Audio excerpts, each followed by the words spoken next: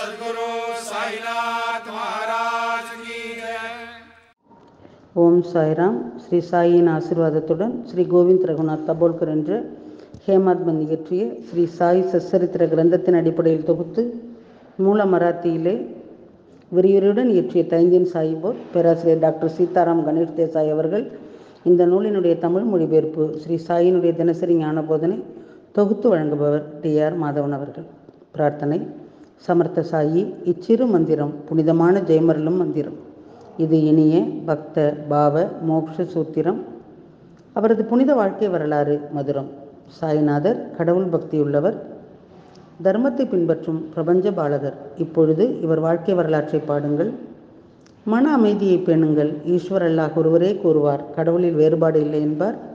சாய்ராம். உங்கள் அன்பான சொற்கள் பக்தியும் மரியாதையும் அருளும் வார்த்தைகள். ஓம் ஸ்ரீ சாய்ராம். ஸ்ரீ சாயினுடைய இன்றைய ஞான போதனை அத்தியாயம் 4 ஓவி 146.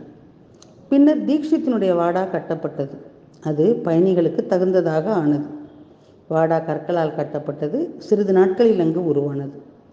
சாத்திய சாஹிப்பினுடைய வாடாவிற்கு பிறகு ஷீரடியிலே தீக்ஷித் வாடா கட்டப்பட்டு அதிலே பெரிய படுக்கை அறைகள் அமைக்கப்பட்டன. சிறிது காலத்திற்கு பிறகு அங்கே ஒரு கல் அரண்மனையும் கட்டப்பட்டது. தீக்ஷித் ஏற்கனவே திறமையானவர். அந்த கட்டிடம் ஆன்மாவினுடைய உருவம் போல் தோன்றியது. ஒருமுறை அவர் இங்கிலாந்து யாத்திரை சென்றார். அங்கேயும் பக்தி விதியை விதைத்தார்.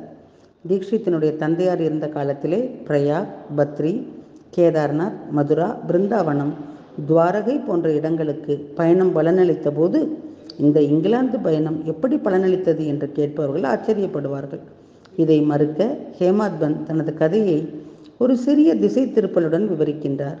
தீக்ஷித்தின் தந்தையின் பக்தி மிகுந்தது.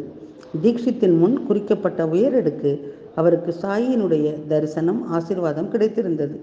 இதற்கு காரணமான சம்பவம் பின்வருமாறு. இங்கிலாந்திலே தீக்ஷித் சறுக்கி கால் ஊனமுற்றார்.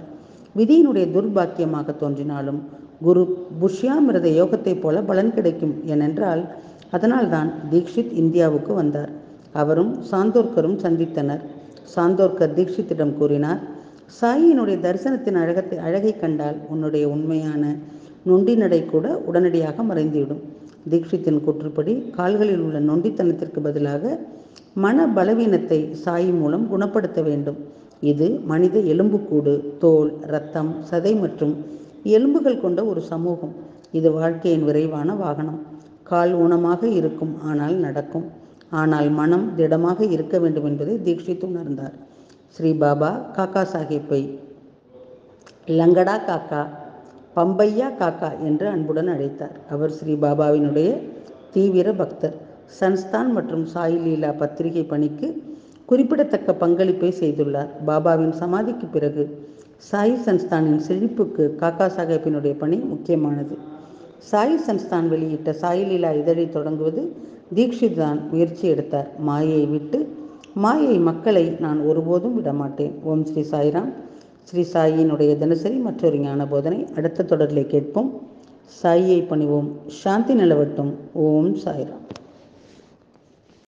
श्री सच्चिदानंद सद्गुरु साईनाथ महाराज की जय।